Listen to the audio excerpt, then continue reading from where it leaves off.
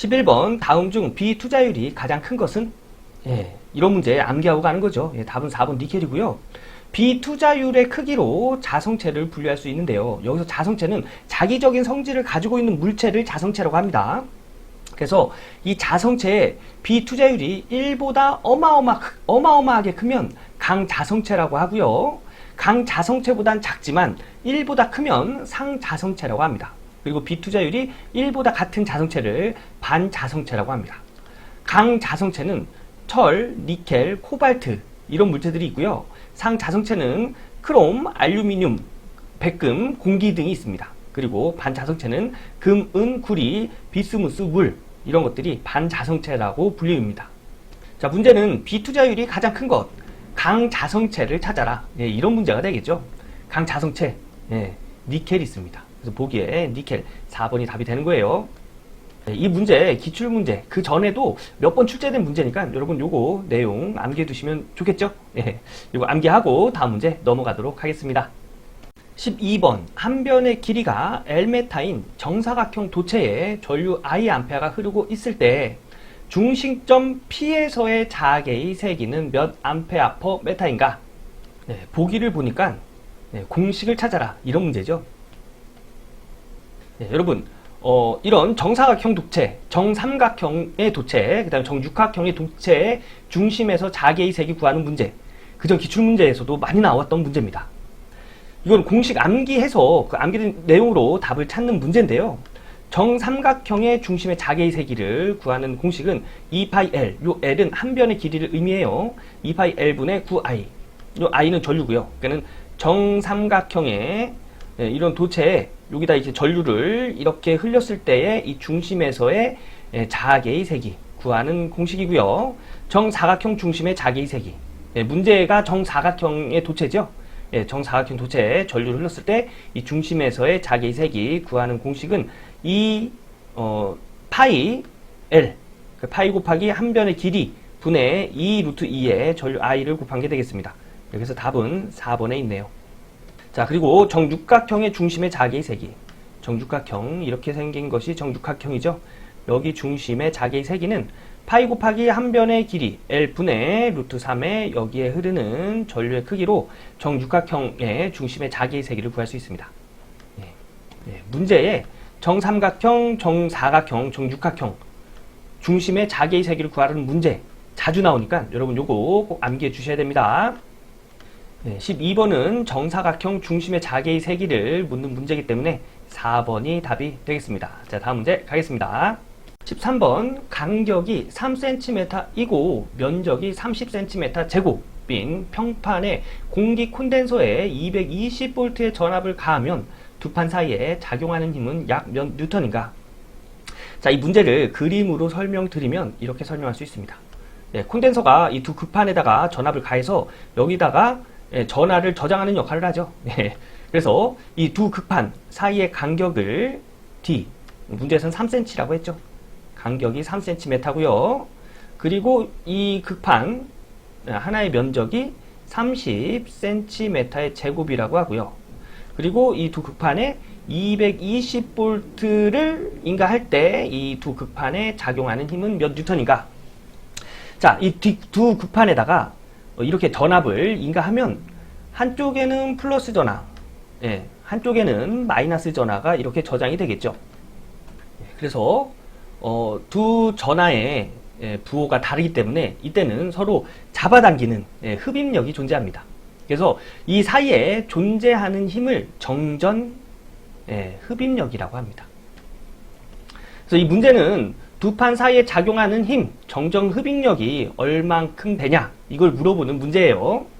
정전 흡입력을 구하는 공식은 2분의 1 유전율 곱하기 극판의 간격 분의 인간 전압의 제곱의 극판의 면적으로 구할 수 있는데 다른 문제집 보면 이렇게도 나와 있죠. 그라운드 D 분의 그라운드 W. 여기서 이 W는 이 극판에 저장되는 에너지를 의미합니다. 정전 에너지가 되겠죠. 그래서 이 식을 풀이하면 이렇게 식이 정리가 됩니다. 자, 그라운드 D 분의 그라운드. 극판의 간격으로 편미분해라. 예, 이런 뜻이에요. 예, 곱하기 에너지인데 에너지는 정전 에너지 뭐죠? 2분의 1 CV 제곱이죠. 그리고 여기서의 정적 용량 C는 극판의 간격 D분의 입시론 S로 예, 정리를 할 수 있습니다. 그래서 정리를 하면 그라운드 D분의 그라운드 곱하기 2분의 1 곱하기 D분의 입시론 S의 V의 제곱 예, 이렇게 정리가 되고요. 이 D분의 1이 되겠죠. D분의 1을 미분하면은 D의 제곱분의 1이 됩니다. 예, 그래서 이 식은 요 편미분과 D를 계산해 줘서 2분의 1 입시론 D분의 V의 제곱 D의 제곱 V의 제곱이니까 이렇게 하면은 이렇게 제곱으로 묶을 수 있죠. 예, 곱하기 면적 S. 그래서 이런 식으로 식이 정리가 되는 거예요. 자, 이렇게 유도되는 식은 모르더라도 이 식은 알고 있어야겠죠. 예, 이거 두 개의 식은 알고 있어야 됩니다. 두 판 사이에 작용하는 힘, 정정 흡입력은 그라운드 D분의 그라운드 W. W는 에너지예요. 얘를 정리하면 2분의 1 유전율 곱하기 간격, 극판의 간격 D분의 전압의 제곱의 S가 된다는 거. 단위는 뉴턴이 되겠죠. 예, 요거는 꼭 암기를 해 주셔야 됩니다. 자, 그러면 문제를 해결할 수 있는 공식을 알아냈습니다. 그 다음에 우리가 해야 될 것은 문제에서 준 단서를 쭉 적어보는 거죠. 우선 공기 콘덴서라고 했어요. 그죠? 그래서 유전율은 예, 공기 중에 유전율을 적용합니다. 공기 중에 유전율은 8.85 곱하기 10의 마이너스 12승 8Vm/M고요. 그 다음에 문제에서 전압은 220V라고 했고요. 그 다음에 극판의 간격은 3cm. 이거를 기본 단위 메타로 바꾸면 3 곱하기 10의 마이너스 2승. 그 다음에 면적. 문제에서 30cm 제곱 줬죠. 30cm 제곱을 기본 단위 메타 제곱으로 바꿔줄 때는 10의 마이너스 4승을 곱해줘야 된다는 거. 예. 그래서 30cm 제곱은 30 곱하기 10의 마이너스 4승 메타 제곱이 되고요. 이렇게 정리한 것을 여기다가 적용시켜서 식을 정리하면 2분의 1 곱하기 공기 중의 유전율 8.855 곱하기 10의 마이너스 12승 곱하기 간격분의 전압의 제곱 간격 3 곱하기 10의 마이너스 2승 메타 분의 전압 220의 제곱 곱하기 면적 30 곱하기 10의 마이너스 4승 메타 제곱이라고 했죠. 그래서 이렇게 우리가 할 일은 여기까지입니다. 그죠? 네. 그리고 나머지는 공학용 계산기가 계산해 주는 거예요. 얘네들을 공학용 계산기에 차곡차곡 그 입력을 시켜주면 답은 7.14 곱하기 10의 마이너스 7승 나옵니다. 네, 2번에 있네요. 네, 여러분들 공학용 계산기 직접 눌러가 보면서 한번 쭉 계산 한번 해보시는 걸 권장드리고요. 이 문제에서 암기하고 가야 될 건 두 판 사이에 작용하는 힘, 즉 공기 콘덴서 내부에 작용하는 힘은 정전 흡입력이고요. 이 정전 흡입력을 구하는 공식은 2분의 1 유전율 곱하기 극판의 간격분의 전압의 제곱의 면적이라는 거. 그리고 여기서 또 하나 그라운드 D분의 그라운드 W. 여기서 이 W는 콘덴서에 저장되는 에너지라는 거. 요 내용 암기하고 가겠습니다. 자, 13번의 답은 2번이에요. 자, 다음 문제. 14번. 비유전율이 2이고 비투자율이 2인 매질 내에서의 전자파의 전파 속도와 진공 중의 빛의 속도 사이의 관계는 전파 속도와 빛의 속도를 비교해봐라. 네, 이런 문제가 되겠습니다. 이 문제를 통해서 한 가지 알 수 있는 상식은 뭐냐면 전파 속도가 곧 빛의 속도입니다. 빛이 전파로 돼 있다는 얘기예요. 그래서 전파 속도 구하는 공식하고 빛의 속도 구하는 공식하고 똑같아요. 어떻게 구하냐면 전파 속도나 빛의 속도나 유전율 곱하기 투자율에 루트를 씌워주고 분의 1 이렇게 구합니다. 그런데 유전율, 공기 중의 유전율과 비유전율을 곱한 것이 유전율이라고 했죠.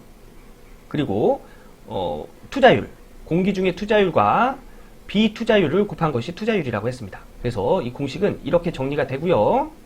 요 공기 중에 유전율과 공기 중의 투자율, 그 다음에 비유전율과 비투자율을 서로 나눠서 정리를 하면 이렇게 정리가 됩니다. 그죠? 그래서 빛의 속도 그리고 전파 속도는 이 공식으로 구할 수가 있는데 여기서는 빛의 속도가 진공 중이라고 했죠. 그래서 진공 중일 때는 비투자율이 1입니다. 그죠? 예, 그리고 비유전율도 1이에요. 그래서 얘가 1이 됩니다. 그래서 진공 중일 때는 루트 입실론 제로 곱하기 뮤의 제로 분의 1 이렇게 구해요. 즉 얘가 진공 중의 빛의 속도란 얘기입니다. 그래서 전파 속도는 빛의 속도 곱하기 루트 비유전율 곱하기 비투자율 분의 1 이렇게 나타낼 수도 있어요. 네. 이때 빛의 속도는 진공 중일 때의 빛의 속도예요.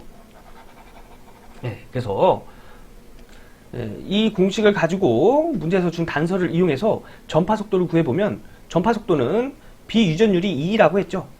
예, 비유전율 여기다 2를 넣어주고요. 그 다음에 비투자율이 2라고 했습니다. 여기다 2 넣어주면 루트 4분의 1, 즉 2분의 1이 돼서 이때의 전파 속도는 진공 중일 때의 빛의 속도 곱하기 2분의 1이 됩니다. 즉 비유전율이 2이고 비투자율이 2인 전파 속도는 공기 중의 빛의 속도의 2분의 1배를 한 속도와 같다. 이렇게 나타낼 수 있다는 거죠. 예, 그래서 답은 14번의 답은 1번이 되고요. 여기서 중요한 거는 전파 속도나 빛의 속도나 구하는 공식은 같다. 예, 이게 중요한 거고요. 그 전파 속도, 빛의 속도 구하는 공식은 이렇게 구할 수 있다는 거. 그리고 유전율은 공기 중의 유전율, 비유전율. 근데 투자율도 공기 중의 투자율, 비투자율. 이렇게 계산이 돼서 식을 정리하면 이렇게 정리가 가능하다는 거. 이게 중요한 겁니다. 요거 암기하시고요. 14번의 답은 1번입니다. 자, 다음 문제 가겠습니다. 15번 연구자석의 재료로 적합한 것은? 자, 여기 해설 한번 읽어볼까요? 연구자석은 한번 자아된 다음에는 요 자자입니다. 자기력을 영구적으로 보존하는 자석으로서 잔류 자석 밀도와 보자력이 클수록 강한 연구자석이 된다. 자, 연구자석을 만들려면 자기력이 큰 재료를 이용해야 됩니다. 자석은 자기력이 커야 되잖아요. 그죠? 우리 이 자기력, 뭘로 표현하죠? 이 자기력 선으로 이렇게 표현하죠. 그래서 이 물체의 자기력 선이 많으면 많을수록 이 물체의 자기력은 크다고 이야기합니다. 그죠? 그래서 이 자기력선이 많으면 많을수록 이 밀도 역시 커지겠죠? 우리 자기력선의 밀도, 뭐라고 부르죠? 자속 밀도라고 부르죠. 그래서 연구자석의 재료로서 적합한 것은 우선 자속 밀도가 커야 되고요. 이 재료가 가지고 있는 자기력을 보존할 수 있는 힘이 커야 됩니다. 이 자기력이 시간이 지날수록 점점 소모되면 연구자석이 아니잖아요. 그죠? 그래서 이 자기력을 보존하는 힘, 보자력이라고 합니다. 그래서 연구자석 재료로 적합한 건 우선 자속 밀도가 커야 되고요. 이 재료가 가지고 있는 자기력을 보존할 수 있는 힘, 보자력 또한 커야 됩니다. 그래서 15번의 답은 4번, 잔류 자속 밀도와 보자력은 모두 커야 한다가 답이 되겠습니다. 이 문제 역시 그 전에 기출문제로 몇 번 출제된 문제죠. 요거 암기하고 다음 문제 넘어가도록 하겠습니다. 15번의 답은 4번입니다. 16번 전개 2, 전속밀도 D, 유전율이 입실론, 분극의 색입니다. 분극의 색이 P 사이의 관계를 나타낸 것으로 옳은 것은? 여기서 이 분극의 세기를 제가 콘덴서를 이용해서 간단하게 설명을 좀 드리면 이게 콘덴서 극판이고요. 극판 사이에 이제 유전체를 넣고 전압을 인가하면 여기에 이제 전하가 모이겠죠. 이게 콘덴서입니다. 자, 여기다가 전압을 인가하면 이 유전체 안에 있는 전하들은 한쪽은 플러스로 모이게 되고요. 플러스. 그리고 한쪽은 마이너스로 이렇게 모이게 됩니다. 이것을 보면 플러스 극과 마이너스 극이 분리가 된 거죠. 그래서 이런 현상을 분극 현상이라고 하고요. 극이 분리됐다 해서 분극 현상이고, 분극의 세기는 이런 전하를 얼만큼 많이 분리를 시켰냐, 이걸 따지는 게 이제 분극의 세기입니다. 그래서 분극의 세기는 이 면적당 전하량이 뭐 얼마큼 있냐, 이거 가지고 뭐 크다 작다 이렇게 얘기하는 거예요. 이게 중요한 게 아니고요. 우리한테 중요한 건 분극의 세기는 유전율, 공기 중에 유전율 곱하기 비유전율 마이너스 1의 전개의 세기로 구할 수 있다는 거. 이게 중요한 겁니다. 단위는 쿨롱 퍼 메타의 제곱. 자, 여기 해설에 제가 써놨죠? 요 공식이 중요한 겁니다. 그래서 요 공식을 좀 정리를 해보면 얘랑 얘랑 이렇게 세 개를 곱해주면 공기 중에 유전율 곱하기 비유전율 곱하기 전개의 세기, 그죠? 그 다음에 얘랑 이렇게 세 개를 곱해주면 공기 중에 유전율 곱하기 마이너스 1은 마이너스 공기 중에 유전율 곱하기 전개의 세기, 요렇게 정리가 되고요. 요 공기 중에 유전율 곱하기 비유전율, 그냥 유전율로 나타낼 수 있죠. 그래서 유전율 곱하기 전개의 세기 마이너스 공기 중에 유전율 곱하기 전개의 세기. 자, 그리고 또 여기서 중요한 건 전속 밀도는 유전율 곱하기 전개의 세기. 이거 굉장히 중요한 공식이라고 했죠. 이거 계속 나오는 공식입니다. 그리고 전개의 세기는 유전율 분의 전속 밀도. 요거 굉장히 중요한 공식이라고 했습니다. 그래서 요걸 이용해서 식을 정리하면 분극의 세기는 이 유전율 곱하기 전개의 세기를 이렇게 전속 밀도로 정리를 하면 전속 밀도 마이너스 공기 중의 유전율 곱하기 전개의 세기가 된다. 이렇게 정리할 수 있다. 이 문제에서는 이걸 물어보는 거예요. 그래서 답은 2번이 되고요. 이 식을 또 다르게 나타낼 수도 있습니다. 자, 공기 중의 유전율 곱하기 비유전율, 여긴 S로 나타냈죠. 비유전율 곱하기 전개의 세기는 D라고 했죠. 우리 양변에다가 비유전율을 한번 곱해봅시다. 그럼 비유전율 분의 공기 중에 유전율, 비유전율 곱하기 전개의 세기는 비유전율 분의 D, 이렇게 나타낼 수 있죠. 자, 그러면 여기 좌변에서는 얘랑 얘랑 이렇게 약분이 돼서 공기 중에 유전율 곱하기 전개의 세기는 비유전율 분의 전속 밀도, 이렇게 나타낼 수 있다는 걸 알 수가 있습니다. 그래서 공기 중에 유전율 곱하기 전개의 세기는 얘는 비유전율 분의 D, 이렇게 나타낼 수 있는 거예요. 그래서 이 식을 정리하면 이 식은 여기다 쓸까요? 이 식은 D 마이너스 비유전율 분의 전속 밀도, 이렇게 나타낼 수 있습니다. 전속 밀도를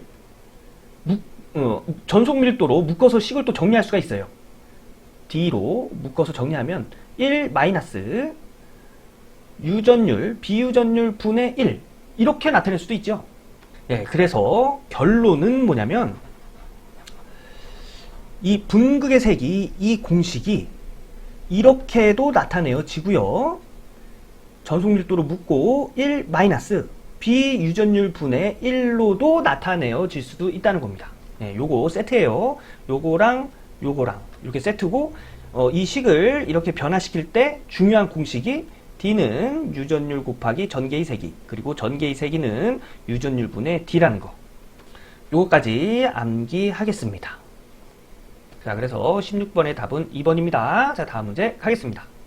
17번 한입니다. 동일한 금속 도선에 두 점 사이에 온도차를 주고 전류를 흘렸을 때 열의 발생 또는 흡수가 일어나는 현상은, 이것 또한 암기하고 푸는 문제죠. 답은 4번입니다.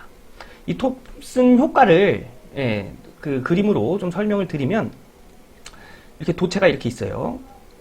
동일한 금속으로 이루어진 이 도체에 이쪽에 온도를 100도를 주고요. 여기다가 뭐 마이너스 100도를 주고 이렇게 전류를 흘리잖아요. 그러면 이 도체의 종류에 따라서 열을 흡수하거나 열을 발산한다는 겁니다. 신기하죠? 그래서 뭐 열을 흡수하는 재료를 이용해서 뭐 여기에 좀 따뜻한 곳에 여기 도체를 두고 또 차가운 곳에 도체를 둔 다음에 전류를 흘리면 외부의 열을 흡수해서 이 외부는 시원해질 수 있다는 얘기입니다. 이런 효과를 이용해서 냉난방으로도 사용이 되고요. 아니면은 뭐 냉장고 뭐 이런 데도 사용이 되겠죠. 이런 식으로 동일한 금속 두 점 사이에 온도차를 주고 전류를 흘렸을 때 열의 발생 또는 흡수가 일어나는 현상은 톰슨 효과라고 합니다. 이거 암기하고 다음 문제 넘어가도록 하겠습니다. 18번 강자성체가 아닌 것은, 자성체 문제가 또 나왔습니다. 11번에서 했었죠. 11번에서 우리 강자성체, 철, 니켈, 코발트 이런 것이 있다고 했죠. 그래서 강자성체가 아닌 건 철, 니켈, 코발트가 아닌 구리가 되겠습니다. 구리는 반자성체에 들어가 있네요. 그래서 18번의 답은 4번이 되겠습니다. 자, 다음 문제. 19번 내구 반지름이 2cm, 외구 반지름이 3cm인 동심 구도체 간의 고유 저항이 1884가 아니고요. 1.884입니다. 예, 수정 부탁드리겠습니다. 1.884 곱하기 10의 2승 온메타인 저항 물질로 채워져 있을 때 내 외구 간의 합성 저항은 약 몇 옴인가?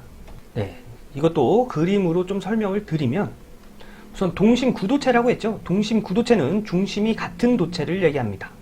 중심이 같은 구도체를 의미해요. 그래서 이게 중심이 같은 이 두 개의 구도체가 있는데 내구의 반지름 얘를 A라고 할게요. 예, 빨간 거로 할까요? 얘를 A 그리고 외구의 반지름 얘를 B라고 하겠습니다. 그래서 A의 반지름은 2cm 외구의 반지름은 3cm라고 하네요. 그리고 고유저항은 로 이렇게 표시하죠.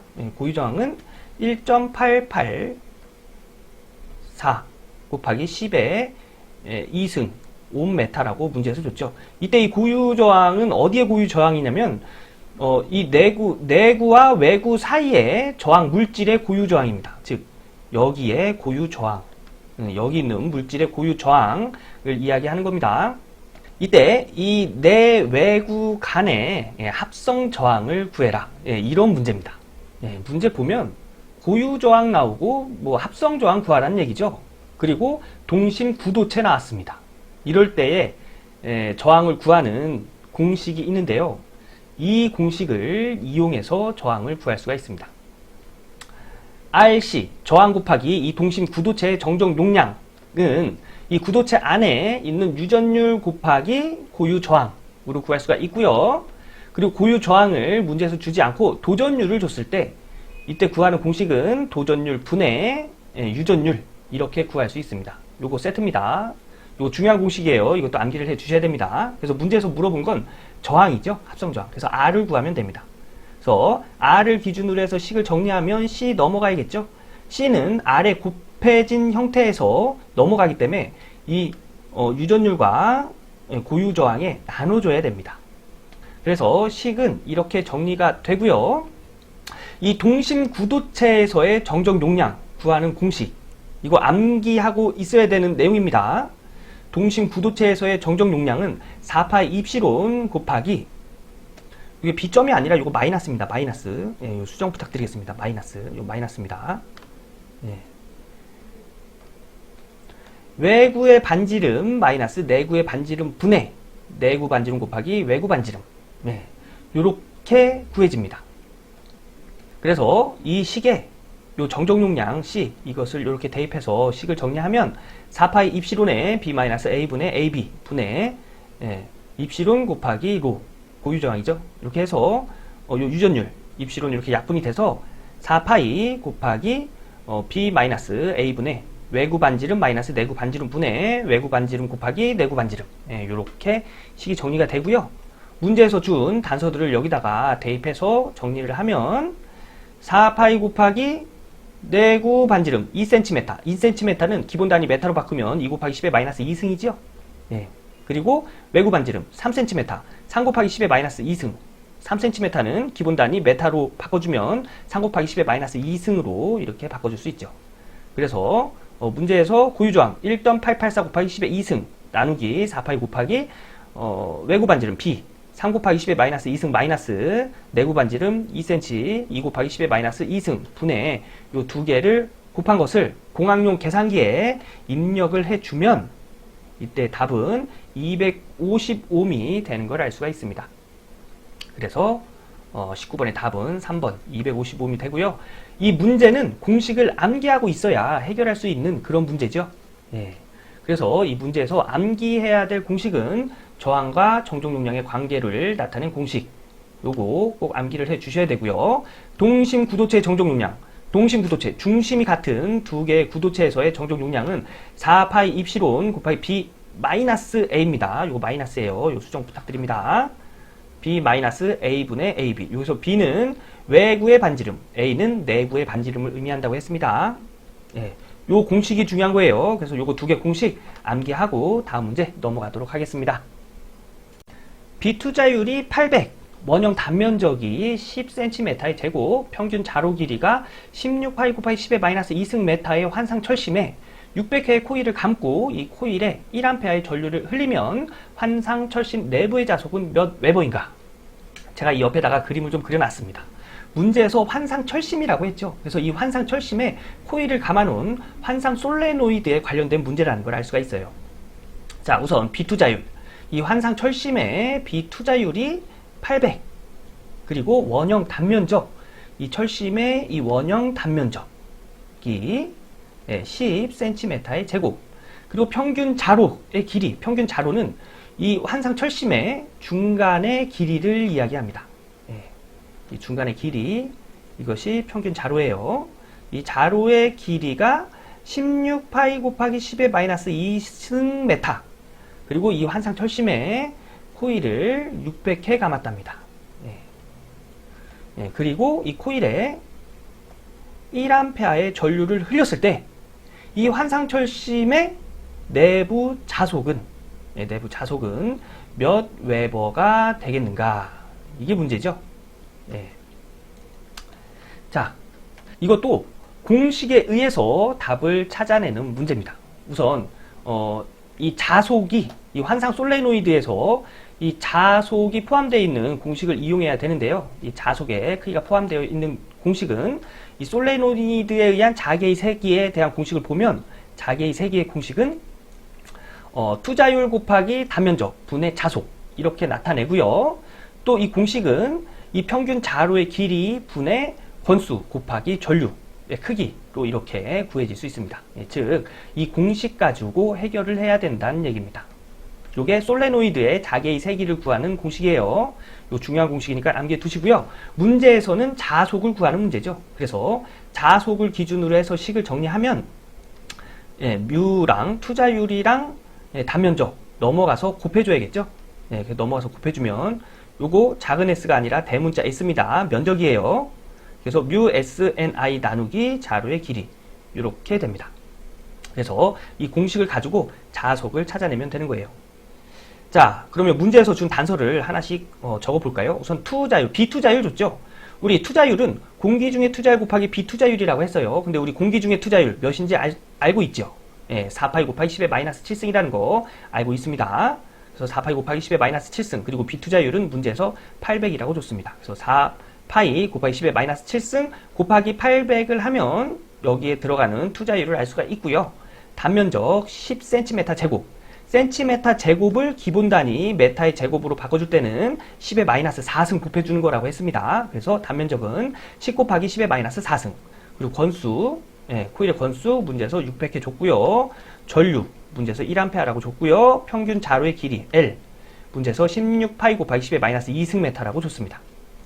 자, 문제에서 준 단서를 이 식에다가 적용시켜 보면 투자율 4파이 곱하기 10의 마이너스 7승 곱하기 800, 4파이 곱하기 10의 마이너스 7승 곱하기 800 곱하기 요게 면적이라고 했습니다. 면적 10 곱하기 10의 마이너스 4승 곱하기 권수 600회 곱하기 전류 1A 나누기 평균 자로의 길이 L 하면 16파이 곱하기 10의 마이너스 2승. 우리가 해야 되는 건 여기까지죠. 이것을 공학용 계산기에 차례차례 입력시키면 이때 자속은 1.2 곱하기 10의 마이너스 3승 웨버라는 걸 알 수 있습니다. 그래서 답은 1번이 되겠습니다. 이 문제에서는 이 자로의 길이를 바로 이렇게 줬는데요. 이 자로의 길이를 주지 않고 평균 반지름, 즉 이 중심에서부터 이 환상 철심 중간까지의 길이, 이 평균 반지름 R을 줬을 경우에는 평균 자로 길이를 어떻게 구하냐면 2파이 R, 원의 둘레 구하는 공식이죠. 이걸 이용해서 이 R을 예를 들어서 뭐 0.2m로 줬다.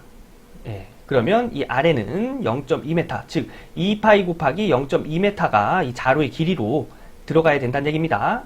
그래서 이 공식에서 다시 말씀드리면, 이건 대문자 S라고 했어요. 이 공식에서 문제에서 자로의 길이를 바로 주지 않고 평균 반지름을 줬을 경우에는 이 L이 2파이 R이 돼야 된다는 얘기예요.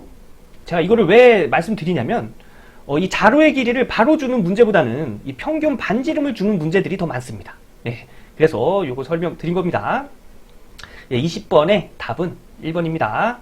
여러분들 요거 그냥 듣고 넘기시지 마시고 본인이 스스로 한번 쭉 정리해 가시면서 공학용 계산기도 한번 차례로 눌러보셔서 답을 찾아보시는 걸 권장드리겠습니다. 이렇게 해서 2021년도 제1회 전기자기학 기출문제를 풀어봤습니다. 이번 회차는 기출문제를 위주로 공부하신 분들이라면 한 15개 정도는 맞힐 수 있는 그런 난이도의 문제였습니다. 예전에 기출문제에 예전에 나왔던 출제됐던 문제들도 많이 나왔고요. 기출문제로 공부하면서 배우는 그런 내용을 가지고 약간만 응용해서 답을 찾을 수 있는 문제들도 굉장히 많았습니다. 그래서 여러분 이런 문제가 나왔을 때 좀 신경 써서 좀 공부해 보시는 걸 권장드리고요. 여러분 영상 끝났다고 바로 책 덮지 마시고요. 1번부터 20번까지 다시 한번 공부하시는 걸 권장드리겠습니다. 자, 그럼 오늘 기출문제 해설 영상 여기까지 하고요. 저는 다음 기출문제 해설 영상으로 인사드리겠습니다. 고생하셨습니다.